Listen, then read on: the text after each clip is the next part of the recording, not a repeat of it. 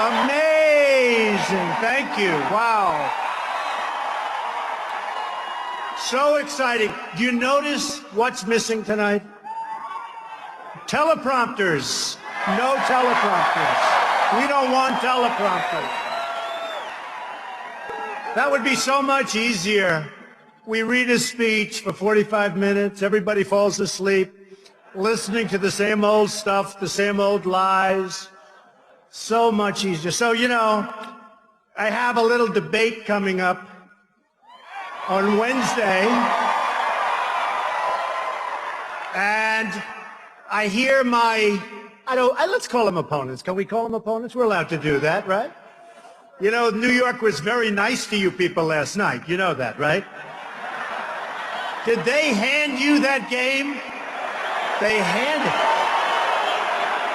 I said, I am going to have the friendliest audience. Sit down. I am going to have the friendliest audience afterwards. So I wasn't sure, was I happy or was I sad? But Jerry Jones is a great guy, and he deserves everything he gets, frankly. And you know, another great guy is Mark Cuban. Woo. And I think, you know, he's been talking a little bit about maybe someday doing this himself.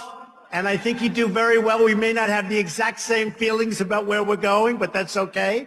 But Mark was great. He actually called me, like literally a few days ago, and said, you know, if you want to use the arena, which is, by the way, a beautiful arena. This is a great arena. And Dirk, I love him. He's one of my favorite players. One of my favorites. And the Mavericks have been fantastic, and you know, just a great team. But he said, if you want to use the arena, I said, Mark, when? How about Monday night? It's like, that was like in 4 days. And you had a big holiday in between.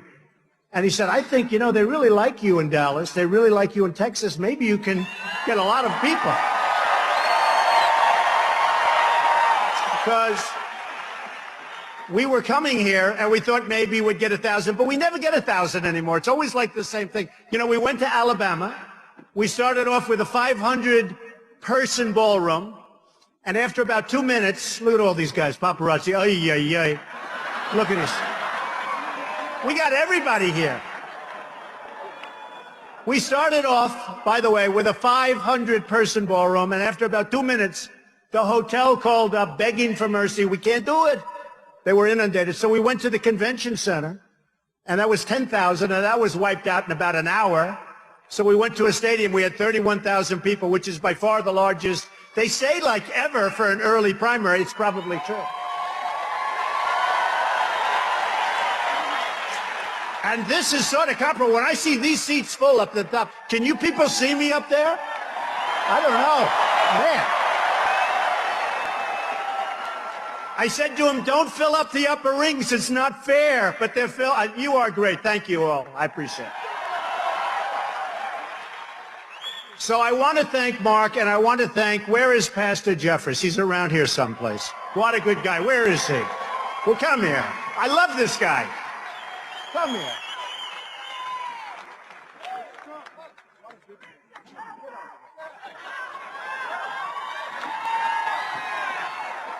I shouldn't say this. I should not say this, Pastor, because, you know, I need all the help I can get.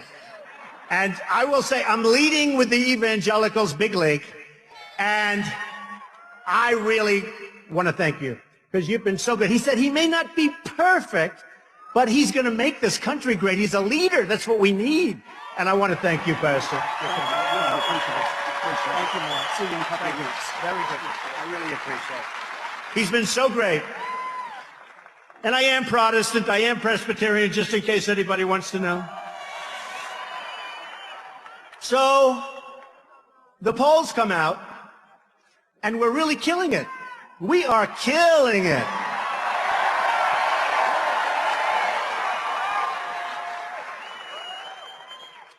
They mentioned a little while ago, Scotty, about the silent majority. It's back, and it's not silent.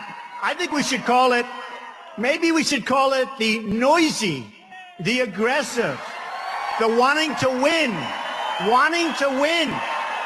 majority. That's what it is. We want to win. We're tired of being pushed around by incompetent people. We're just tired of what's happening. We're sick and tired of what's happening. And it's going to change. It's going to change. But before I get to that, because that's unpleasant, but it's going to be pleasant, because I finished a speech last week, and I have to say, we're going to have so many victories that at some point they're just going to be coming out of your ears. Oh, I have to be careful what I say about coming out of somebody's ears. Have to be careful. Nose, ears, eyes, those are the only places I'm talking about. The only. But we're going to have so many victories, and they're going to be great victories. And we're going to have them all the time, because we have an amazing country. We have a country that is dying. They just want to have victory. We don't have wins anymore. We don't have it. So, the debate. I hear they're all going after me. Whatever. Whatever. No, I hear it. Everybody, you know, all these geniuses, the talking heads, and some are great. Actually, some have come around. You know, at the beginning, 3-4 months ago, well, he's just doing this for fun. He's doing this for his brand. I need this, like, for my brand. Okay?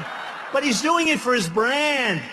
One person, a real loser, said, he's a clown. He's a clown. Now they're saying, oh, how do we stop this guy? No more clown. I haven't heard the word clown in a while.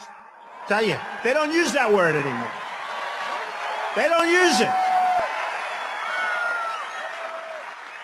There's a group of pundits out there. I don't think they're smart. I think they pretend they're smart. You know, they wear the heavy glasses, and they look, and they look. I'm not talking about Perry, who happens to be a nice guy. Really. He is a nice guy. But he came after me hard, didn't he? Yeah. You know, I had dinner with him a couple of years ago. I thought he was terrific, and then he came after me very hard. And you know, I gave him a really good, I said, it's sort of easy. When somebody drops out of a race, I'm going to say good about everybody. Everybody. But I like that man, and frankly, he tried. But I'm talking about the guys that sit around the tables, and they talk about us. They talk about me. And they say, well, but most of them are now saying, we think he's going to win. You know, can you believe it? Now,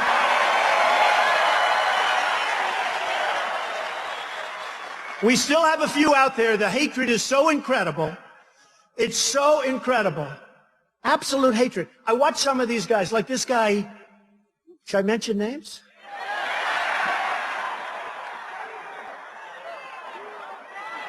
Okay, I will. The problem is, when I mention them, they can never, ever support me. That's the problem. And you know, look at all those live television feeds. It's always tough. Every time I speak, they put me on live television, so I have to make different speeches. These guys go around, they make the same speech hundreds and hundreds and hundreds of times. Nobody cares. It's true. It's true. It's true. You know, you got CNN Live, you got them all. And who need? No, they're 50% good. 50%. They've been pretty nice. But you know, who really, when you think about it, who has to do this? So I come out today. How many live feeds you have? Many. Look at all those cameras back there. Take a look, everybody. Now, if you like the media, give them a big hand. And if you don't, give them a big boo. I had a feeling.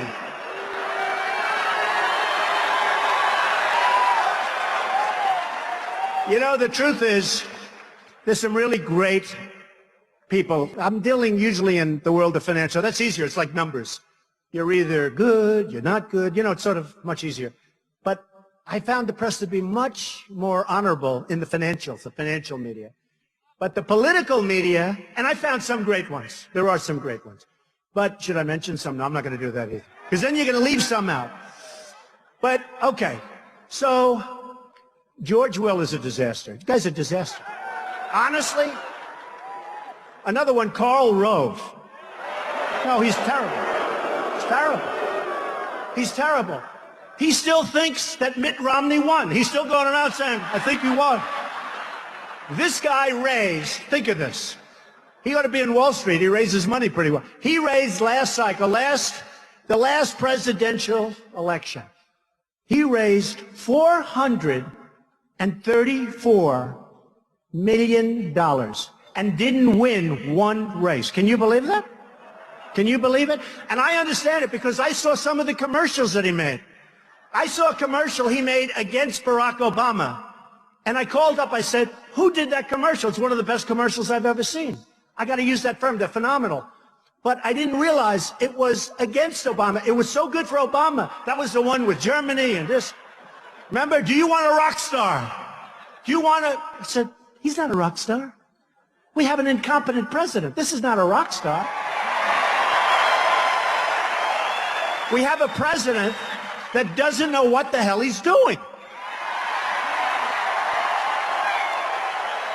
So Karl Rove, every night, you know, some of these guys like George Will and Karl Rove and a few others, but those I mentioned, they're like anybody in the real estate business, right? A couple of us. I love real estate.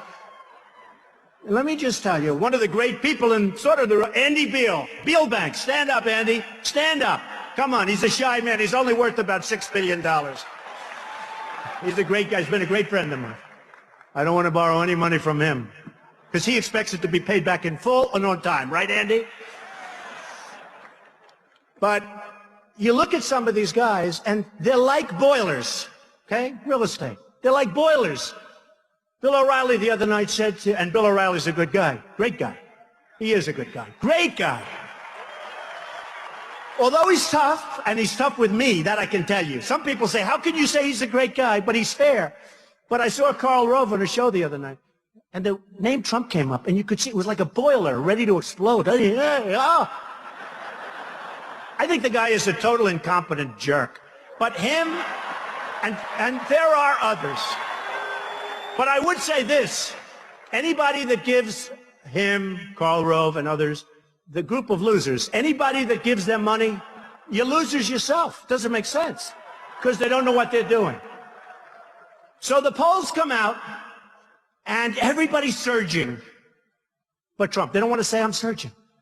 I went up to 40% today in New Hampshire. You saw that. 40%.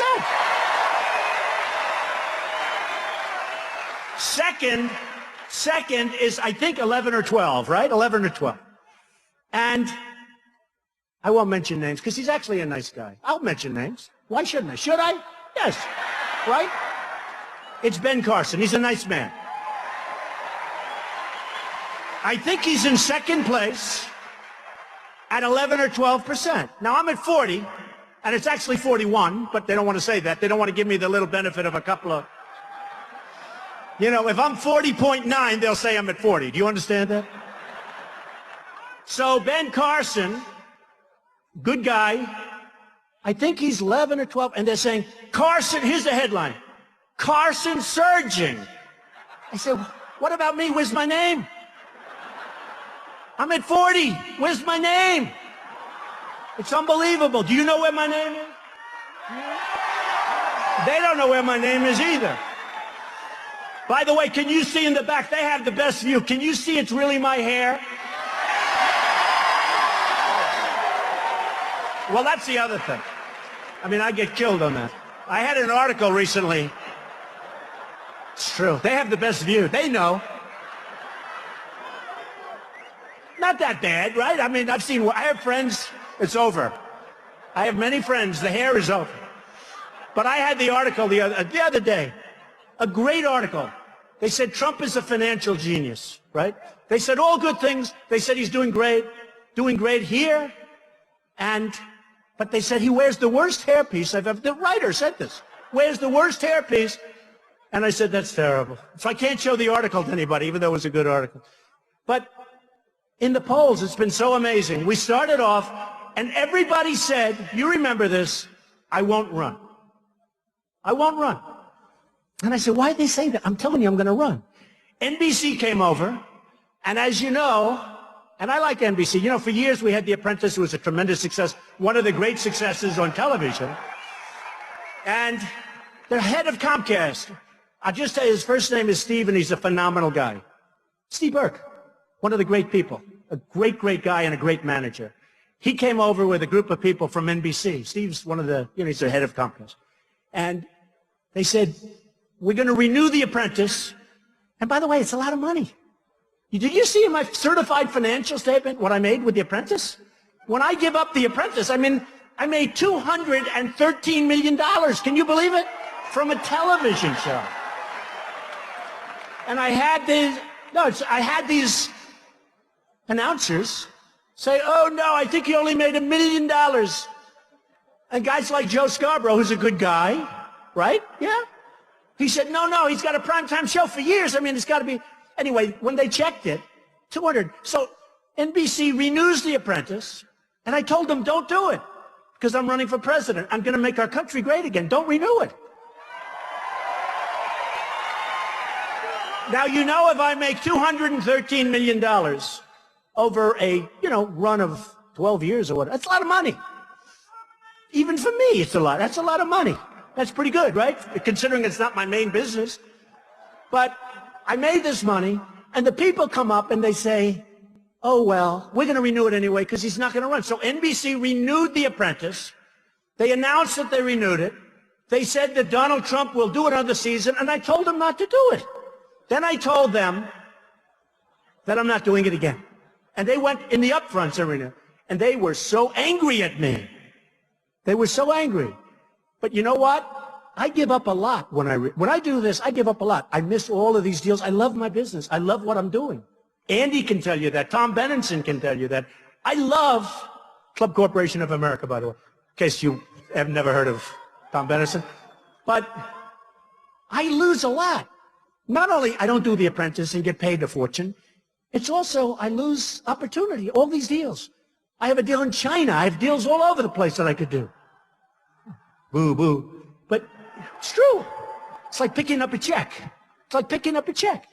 But I give up a lot. When a politician, all talk, no action, politician runs, what do they give up? They give up nothing. They run. You know what? They run, they lose, they win, they don't care. All they want to do is be reelected or run again if they fail, right? With me, it's a whole big deal. It's a whole big deal. And I'm self-funding my campaign. I'm not taking all of this blood money. I'm not doing it.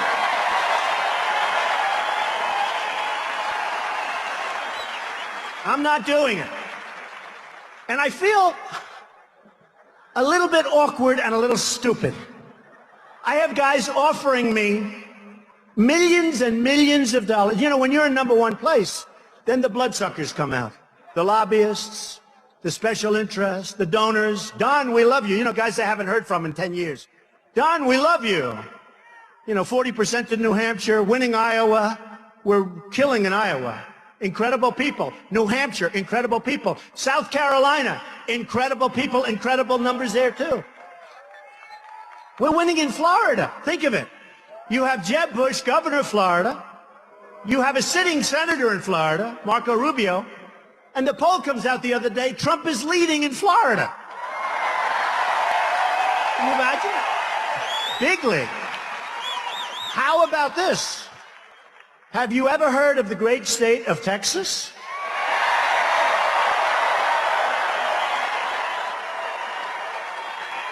Leading in Texas. How does that happen?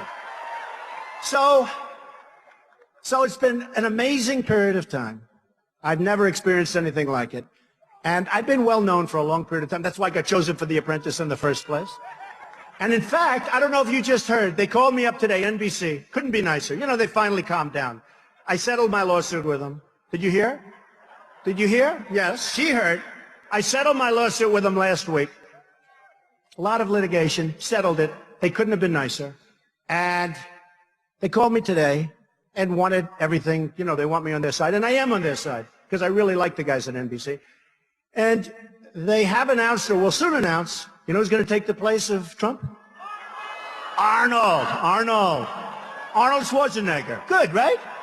I think it's a good choice. And he's a friend of mine. And I approve it 100%, and I'm with him 100%. And I think he's going to do great, and we'll raise a lot of money for charity. I'm still in there because I have a big chunk of it. A lot of people don't know that. These are minor details. But I think Arnold is going to do great. And so they just announced today that Arnold Schwarzenegger is going to be doing The Apprentice because I'm not allowed to do it because I'm doing this. So I wish Arnold well. We have so many problems in this country. We'll talk about a few of them. And we'll celebrate because ultimately we're going to have victory. We're going to have victory. This is a movement that's happening. I had a lawyer come up to see me a little while ago. He said, Mr. Trump, I've been doing this for 35 years. I've never seen what's happened here. I got a call from a writer from the New York Times. I have great respect for the New York Times. And he called up somebody, I know, I hear that, but it's okay. This is a good story, not a bad story. And he said, could I ask you a question? I said, what? Very powerful writer, actually. He said, how does it feel? I said, how does what feel? He said, what you've done has never, ever been done before. You've dominated, you've taken over the polls, you've taken over, you know, on television, on Fox and CNN, they call it all Trump all the time. Can you believe it? All Trump all the time. And by the way, their ratings are through the roof. If they weren't, they wouldn't put me on. I'll be honest with you. It's a very simple formula in entertainment and television. If you get good ratings, and these aren't good, these are monster, then you're going to be on all the time, even if you have nothing to say. If you come up with a cure for a major, major, horrendous disease, and if you don't get ratings, they won't bother even reporting. It's very simple business. It's very simple. So we've gone on, we've had a lot of fun, and now it's time to really start. Because this is going to happen, I'm telling you. I'm not going anywhere. Somebody said, today.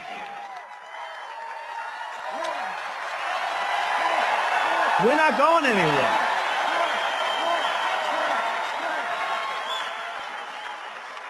Somebody said today, you've done so well, you don't have to go any further. I said, are you crazy? You know what? The writer at the Times told me. He said, it's been amazing what you've done. I said, but I haven't won.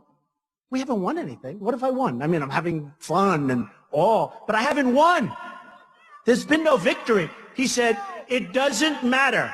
What you've done is incredible. You have won. I said, you're wrong. Unless I win, it's been a waste of time for me, folks. I'll be honest with you. It's been a total waste of time.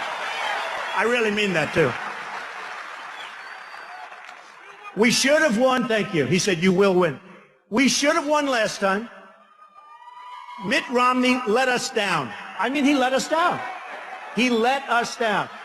You know, one of the things that I'm really happy about, I'm surging, they said. Can you believe this one? I'm surging with women. Can you believe it?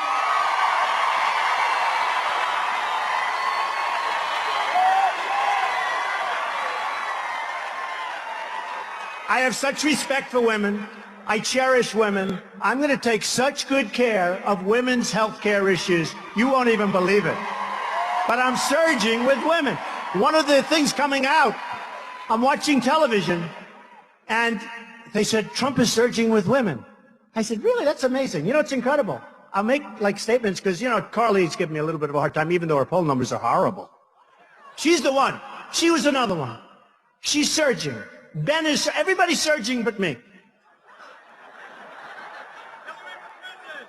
Hillary's not surging, I tell you that. They're not saying that.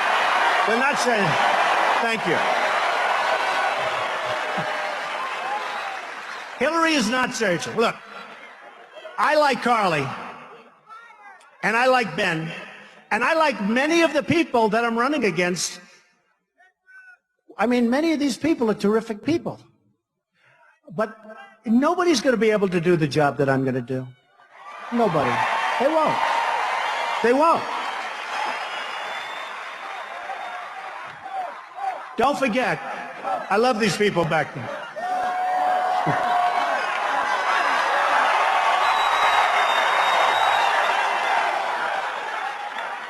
But they won't. I mean, what I do is I do deals. I deal. I have tremendous energy, tremendous, to a point where it's almost ridiculous when you think about it. But we need somebody with great energy, with great passion, with great deal-making skills.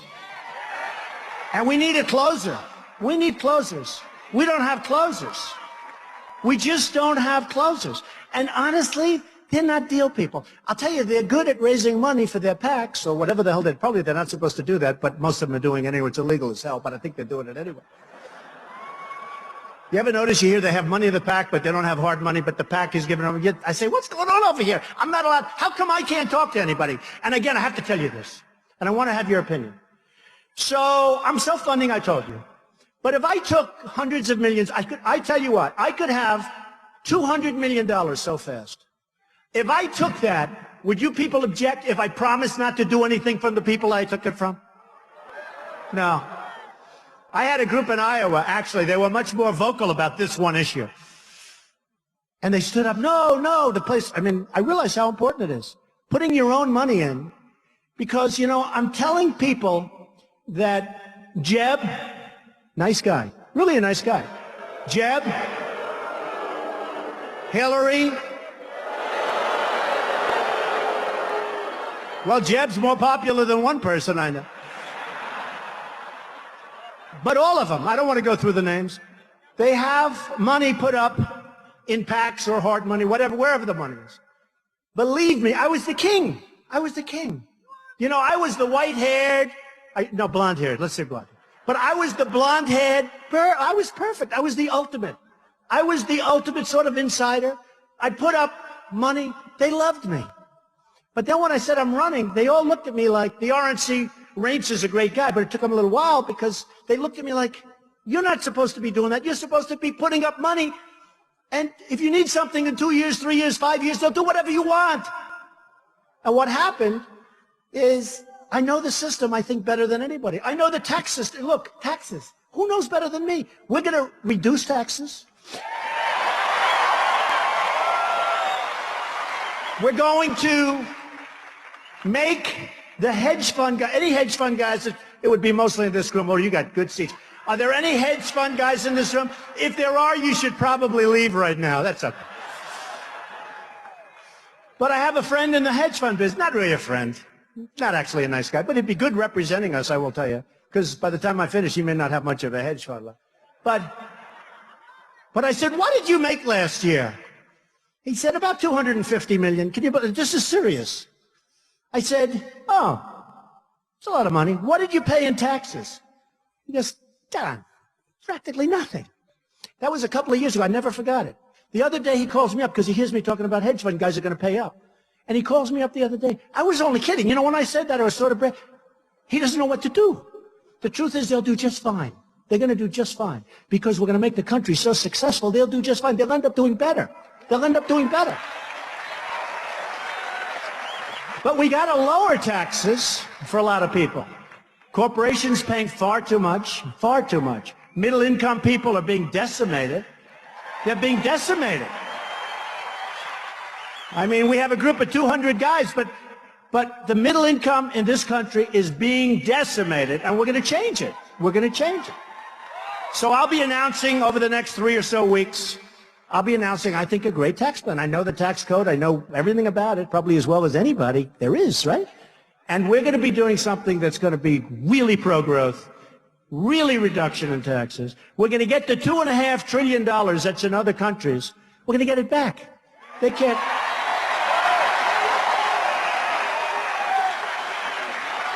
No, we're going to get it back. And, you know, you have corporate inversion. Does anybody know what that means? You know, in the old days, people might leave New York for Texas, or they may go from New Jersey to Florida, or whatever. It's not that way anymore. Now they go from this country to other countries. And they go for two reasons. Lower taxes, lower labor, but lower taxes. You have countries that want to charge them nothing. So they take these companies, and these guys, they make a fortune. They have no real loyalty, in many cases. They have no real loyalty to the United States. They want to show a good profit and loss statement. So they take and they go to another country, and all of a sudden their numbers look good. And they can't bring their money back in. And by the way, for 2.5, 3 years, I've seen every politician agrees that we should lower the tax on bringing money because it's so onerous that nobody in this room would bring that money back. Everybody says it. For 2.5 years, the Democrats, the Republicans, the liberals, the conservatives, everybody, they can't make a deal. They can't make a deal. We have a government that's really messed up because we don't have a leader at the top. A right leader could get it done.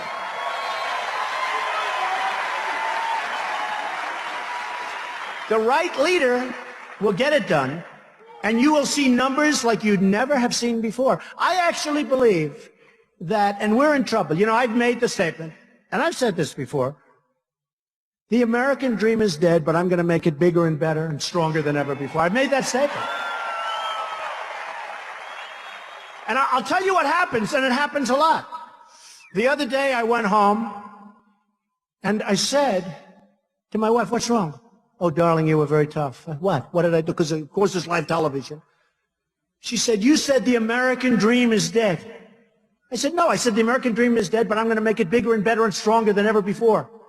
She said, no, you didn't. You just said it's dead. So I turn on television. It's wonderful now you can record this stuff, right? See it 10 hours later.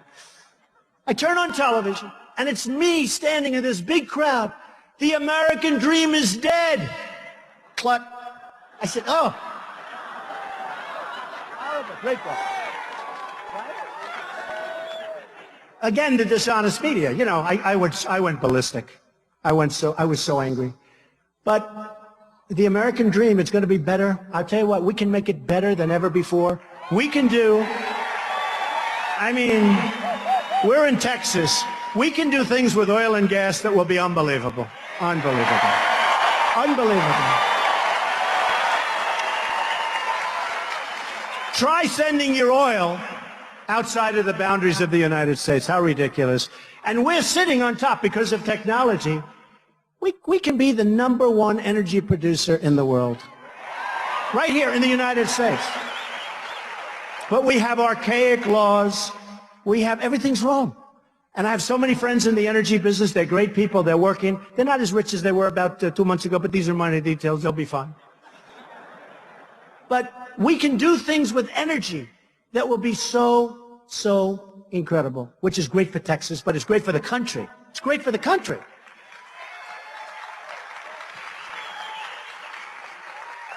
Now, China, Japan, true. You can't be upset with China or Japan or Mexico. Can't be upset with anyone. You know, when I announced for the presidency, it was very interesting what happened. I made a beautiful speech. I thought it was wonderful. Everything was fine. About a week and a half later, they attacked me. In other words, they went through, and then they lied. They made it up. And they talked about, I'm talking about illegal immigration. And I brought up a subject called illegal immigration. And I just saw backstage some of the families who were decimated. Their families were decimated. Their sons, their daughters killed by illegal immigrants. And it's a massive problem. We have to stop illegal immigration. We have to do it. We have to do it.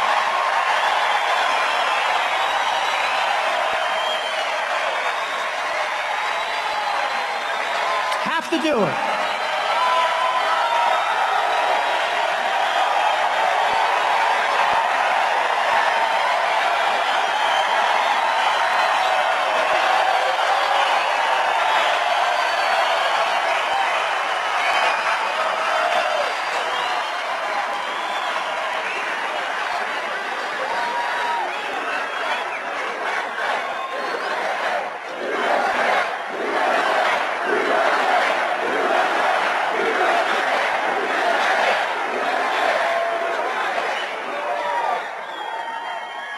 And when I hear some of the people that I'm running against, including the Democrats, we have to build a wall, folks.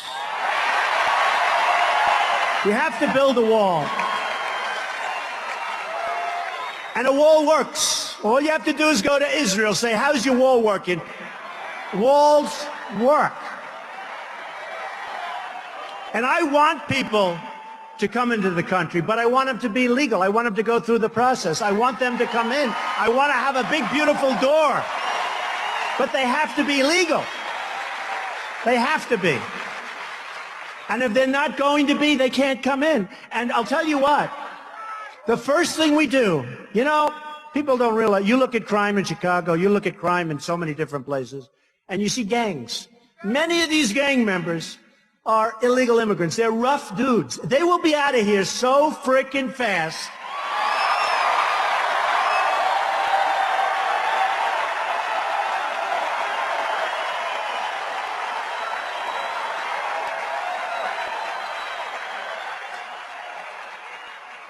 And I think a lot of these countries send them in here because they don't want them. Because what do they want them in prison for 40 years? Look. Whether it's any country, their leaders are smarter than our leaders. They're more cunning. They're tougher. They're better. And we take them. Kate in San Francisco, this magnificent young woman, shot in the back by a guy that was sent over here, probably pushed over, who knows? But he was an illegal immigrant. Came over, went to San Francisco. We have to end this sanctuary cities crap fast.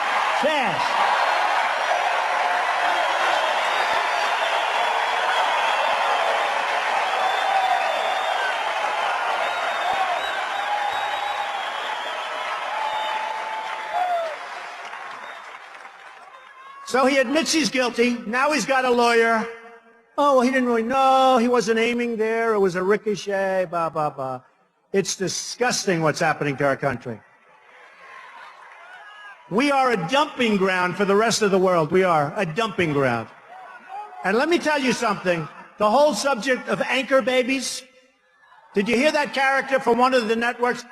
Anchor baby is this really not a nice term. I said, what would you do? What would you say? And he gives me like a 12-word definition. I said, no, we'll have to use anchor baby. And I don't mean to be disrespectful, but when a man has a problem and he's got his wife or his girlfriend and they move her over to the border for one day, has the baby on the other side of the border, our side, now that baby is a citizen of our country for however long the baby lives, hopefully a long. It's wrong. It's wrong. And by the way, the law doesn't call that. That's not what the law says. And people are finding out now that I'm right. We didn't say that somebody could be pregnant for 9 months, come across the border, have a baby, and now it's ours and we have to take care of the baby forever. It doesn't say that. It does not say it. So we have to straighten out. We have to straighten out our act. We're going to have a great country. We're going to have a great border. We're going to have a border that's a real border. You people are suffering. I mean, you know, I'm in New York, but from New York too. They're all over the place. We want people to be in our country legally. Legally.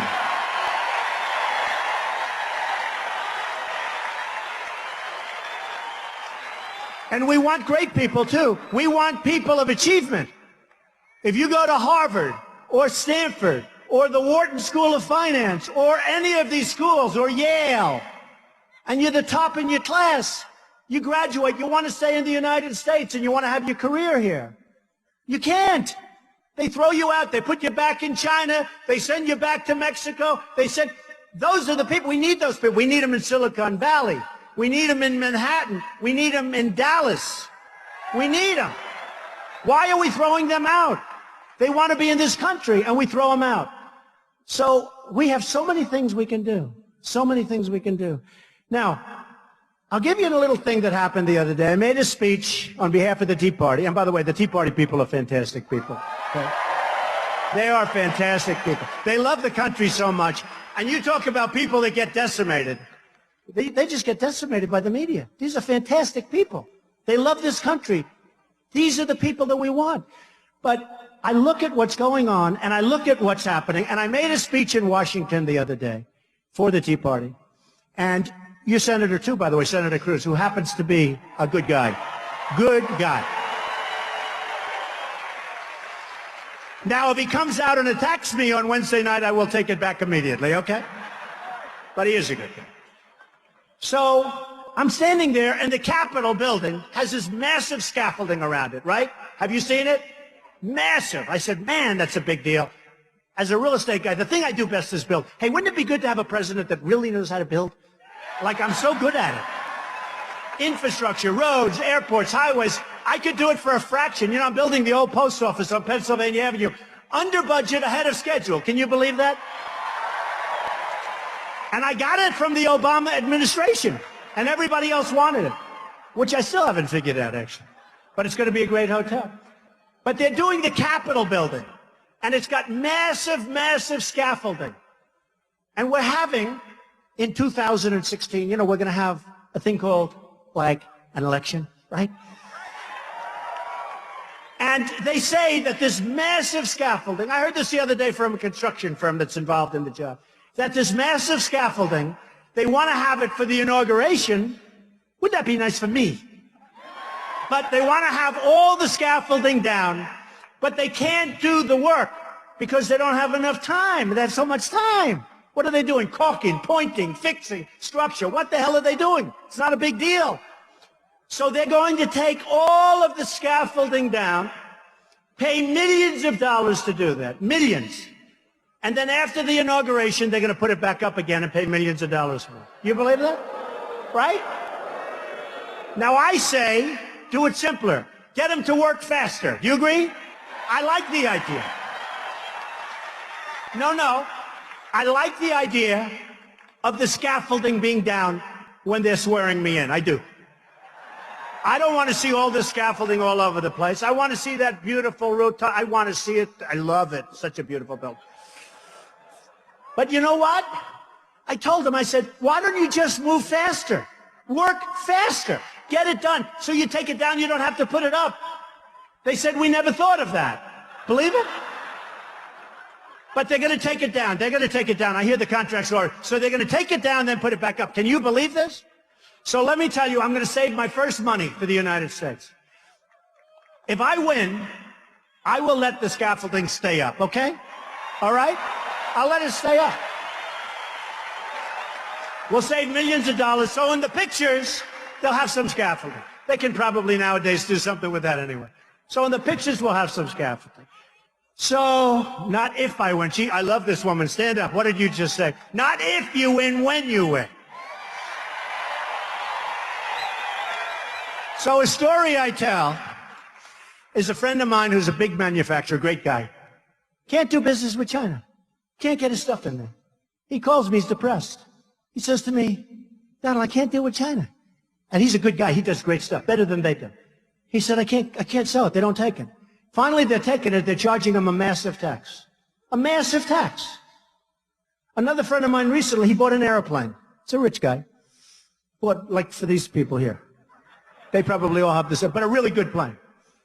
I said, why did you sell your old one? And he said, well, what happened is a man from China ordered a plane, and he can't get it back into China because the tax is humongous. So he's selling it cheap. The guy from China took a haircut because the tax is so big. You don't know about these stores. And yet we take everything they have. No tax, free market. Now, Japan. Japan sells us millions of cars. I was in Los Angeles a few weeks ago. The biggest ships I've ever seen. Ever. Thousands of cars. They're pouring off. We give them beef. And they don't want it. Do you ever see where the farmers are protesting? They don't want it. So we send it back. By the time it goes back again, it's all gone. It's done. Mexico. Everybody's moving to Mexico. You know that, right? Do you know that? So many people moving to Mexico. I love Mexico. I love Mexico. I have hundreds and hundreds and thousands, actually, of people that are Mexican. They work for me. They're great people. But their leaders are smart. They're smart. So we have Nabisco the other day, Oreos. I refuse to eat Oreos anymore. They're moving their plant to Mexico from Chicago. Why? How does it help us? How does it help us? Ford, $2.5 billion plant being built in Mexico for cars and trucks and everything. And I said the other day, it's actually not a bad idea because they can build a car, build a truck, and they can have the illegals drive it right across the border. Nobody's going to check them. They'll save a fortune. They'll save a fortune. So I don't want them spending $2.5 billion. That's a hell of a plant. By the way, in Tennessee, another major car company, all set to go in Tennessee. At the last moment, they said, we're not going to go to Tennessee, we're going to Mexico. It's going to become like the car capital of the world. So what happens is Ford, $2.5 billion plant. Now I said, what would Jeb Bush or Hillary Clinton do if they were president? Because you got to remember what I said. They're controlled by the people that gave them the money. Totally. By the lobbyists, by the special interests. So, but they're smart. They'd say, we don't like this deal. We're going to end it. And then they'd be called by their lobbyists and say, Hillary, we gave you millions of dollars, and I represent Ford or whatever the company it is. And we don't want you to do that. It's no good. We don't want you to do that. And you know what they're going to say? Okay, I'll let them build it. Now compare that. First of all, believe me, that plant doesn't get built there. It gets built right next to, it might not be here. It's going to be maybe in Michigan where they're just being decimated with the plants. They're being decimated. Everybody's leaving. They're going to Mexico and other places.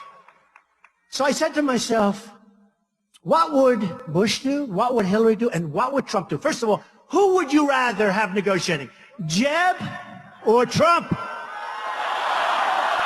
Believe me. How about this? Hillary, who, by the way, was the worst Secretary of State in the history of our country. You think about it. Would you rather have Hillary negotiating? Or would you rather have Trump? Okay. So let's say, you know what Jeb does, you know what Hillary does. The plant gets built, no problem, don't worry about it. What the hell, it's only about 10,000 jobs or whatever it was, billions of dollars. And our country's being drained. Our jobs are being stolen by all these countries. And not just them, all of them. So what would President Trump do? President Trump. Trump. Okay. What would President Trump do? So I'd call the head of Ford or whatever company, but I'd call the head of Ford. I'd say, congratulations. I understand you're building a massive plant in Mexico and you're taking a lot of jobs away from us in Michigan and other places. No, I don't like that. I don't like it. I just don't like it. And he'll say, well, Mr. President, it's wonderful, wonderful for the economy. Oh, great, just great. It's wonderful for whose economy? Not for our economy. We lose on everything. We lose on jobs. We lose on money. We lose on everything. So what I'd say is the following. I don't want you to do that.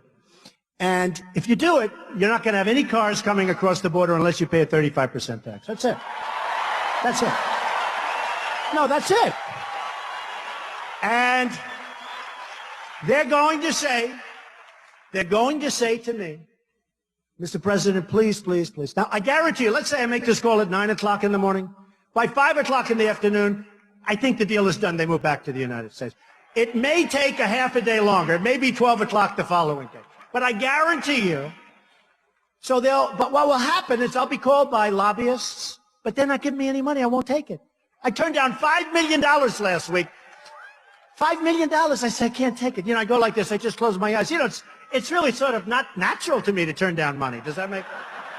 But I turn it down because once I know the game, once they give you, you sort of owe them, right? You know, how can you tell a guy, you know, you gave me $5 million, you helped me get elected, and I'm going to hurt you with your client.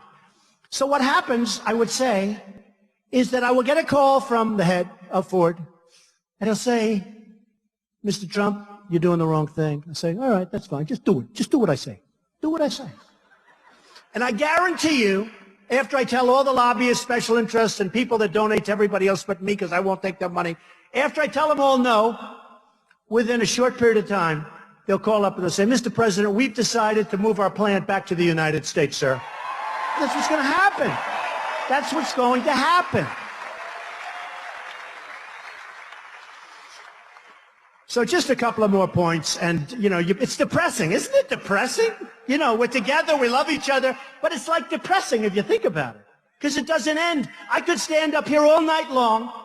I could tell you stories. They're all depressing.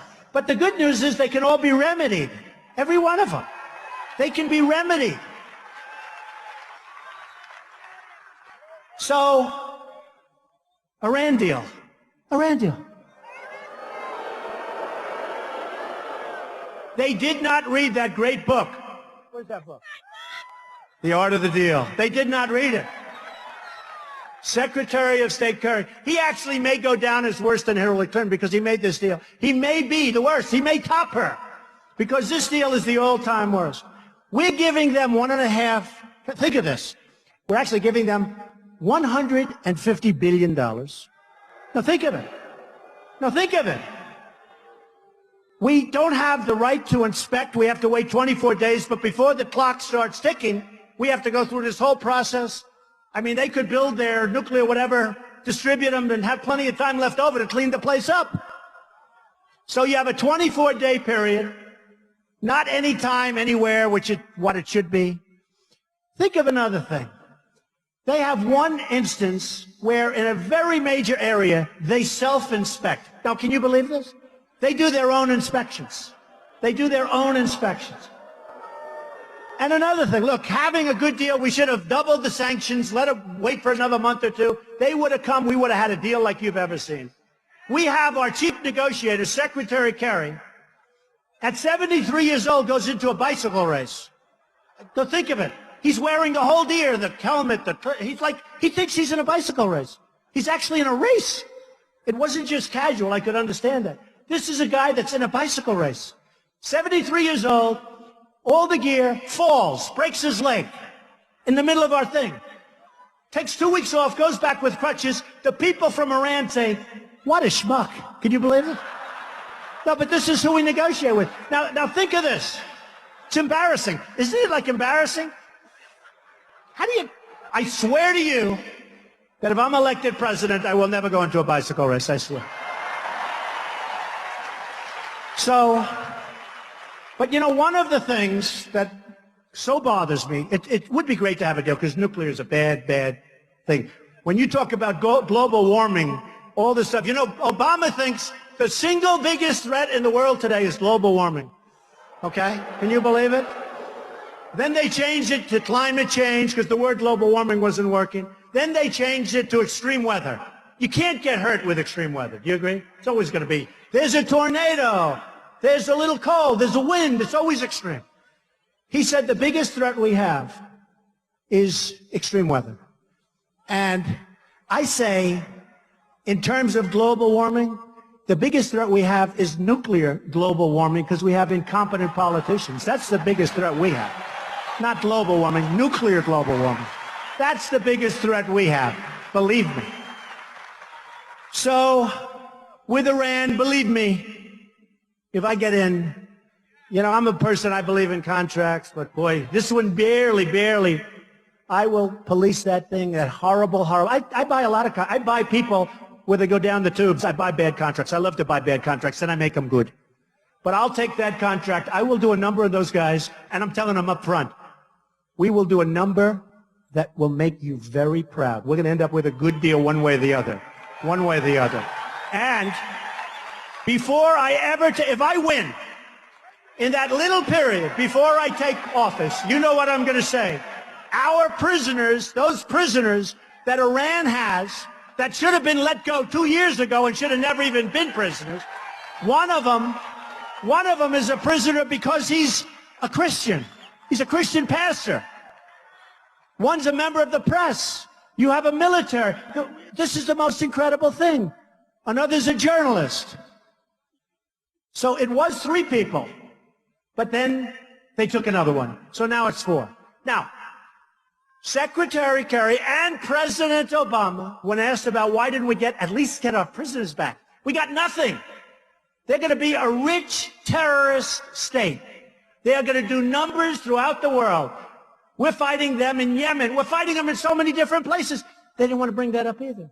But when they said, why didn't you get our prisoners back? They said, we didn't want to complicate the negotiation. Think of it. Think of it. So what I said is very simple. If you had the right messenger, not Kerry, not Obama, if you had the right messenger, that messenger, let's say it's me. And by the way, I know the greatest negotiators in the world. And you've heard me say it. Some of them are horrible human beings. They're miserable, disgusting people. Who cares? Who cares? Who cares? They're phenomenal, natural negotiators. Andy knows what I'm talking about. These people are so tough and so ruthless and so brilliant.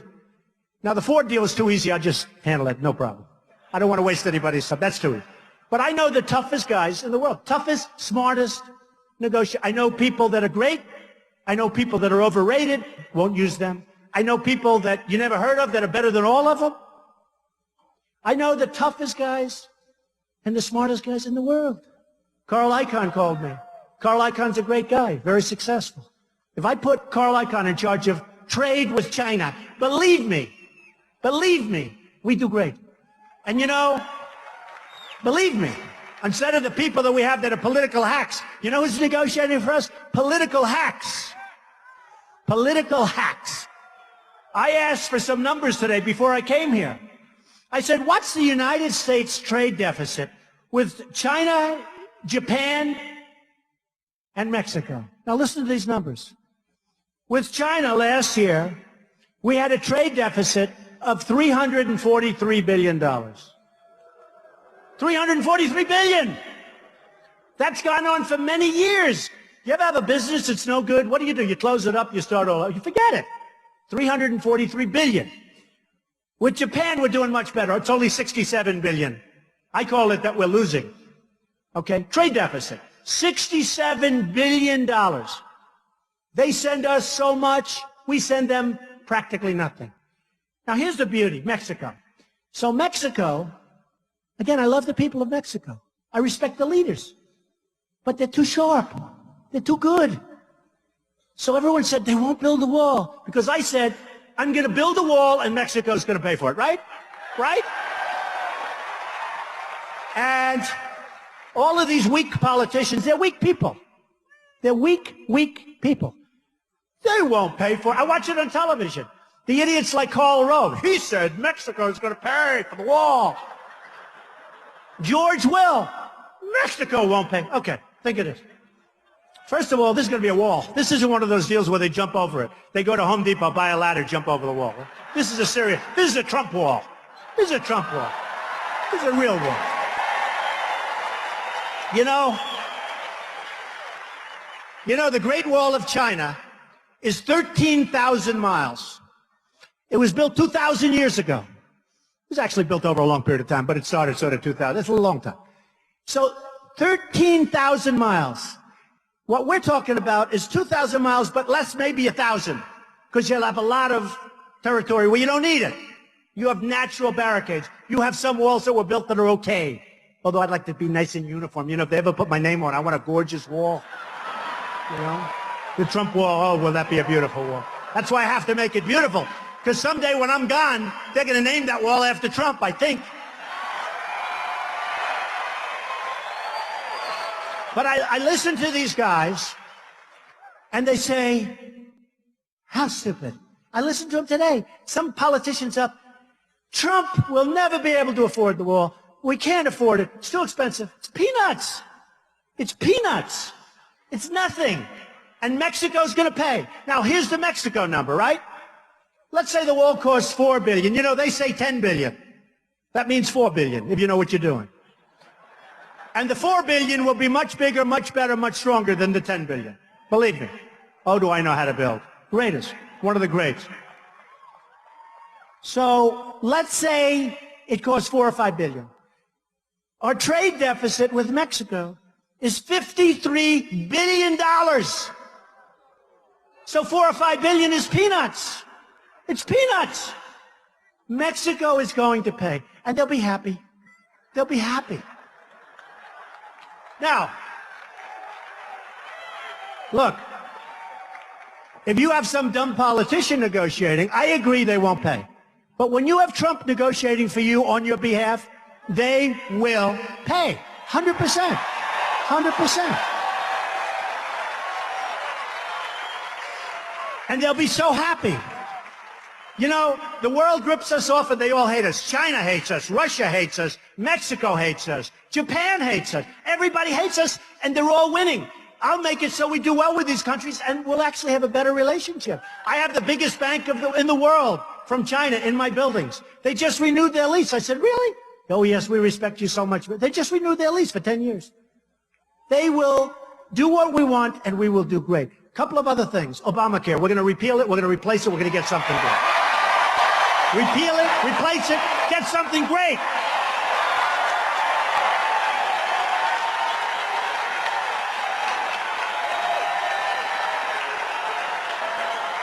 We're going to repeal it. We're going to replace it.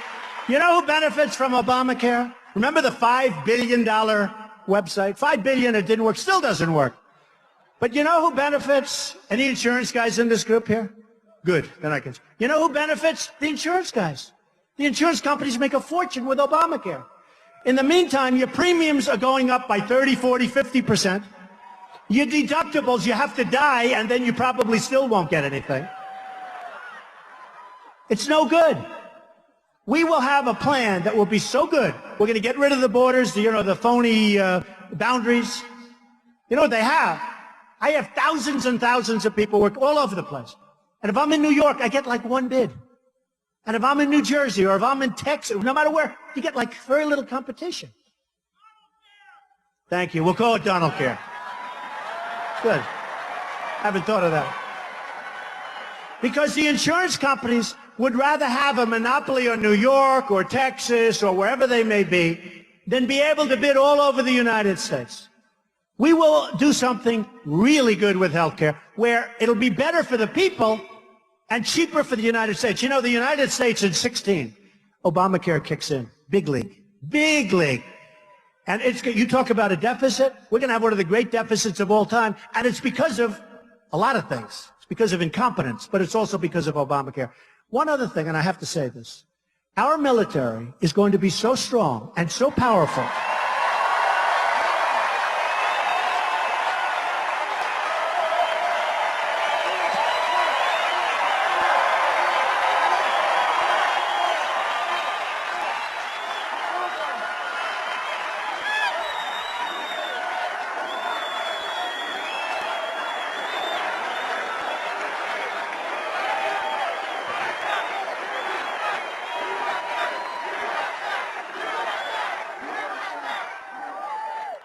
Our military is going to be so strong and so powerful and so modern. The technology, we have it. But it's not working. We're not allowed to use it. Nobody has any fear. Not that I want to use it. I want to make it so strong, so powerful that we never have to use it. We never have to use it. We send our best equipment to our chicken allies, the people over there. One shot's fired in the air and they give it up to the enemy. And they have better stuff than we do. They have all the brand new stuff. The Humvees with the armor plates.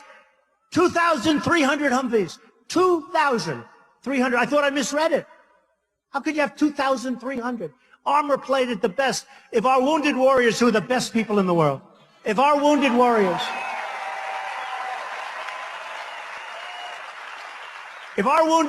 were in those Humvees, they wouldn't have lost their arms and their legs and had such a tough life. These are the greatest people. So we're going to make our military so strong and so powerful and so great. And the world is going to respect us again.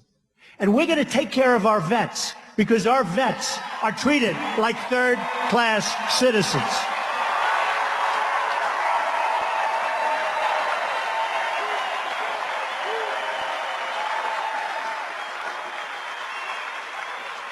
Our vets are our greatest people, and we're going to take care of our vets.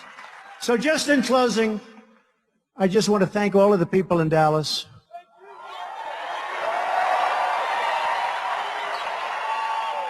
You're amazing people, and it really is. I mean, it's fun to be here. It's fun. There's such energy in this room.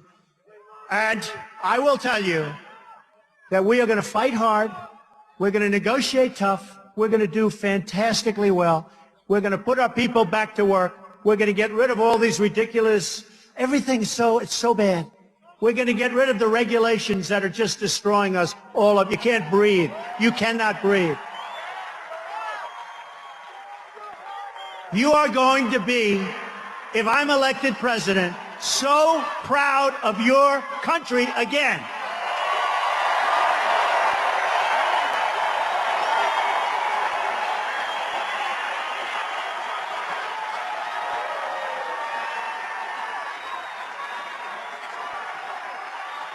You're going to remember this evening, and you're going to say to your children, and you're going to say to anybody else, that we were part of a movement to take back our country.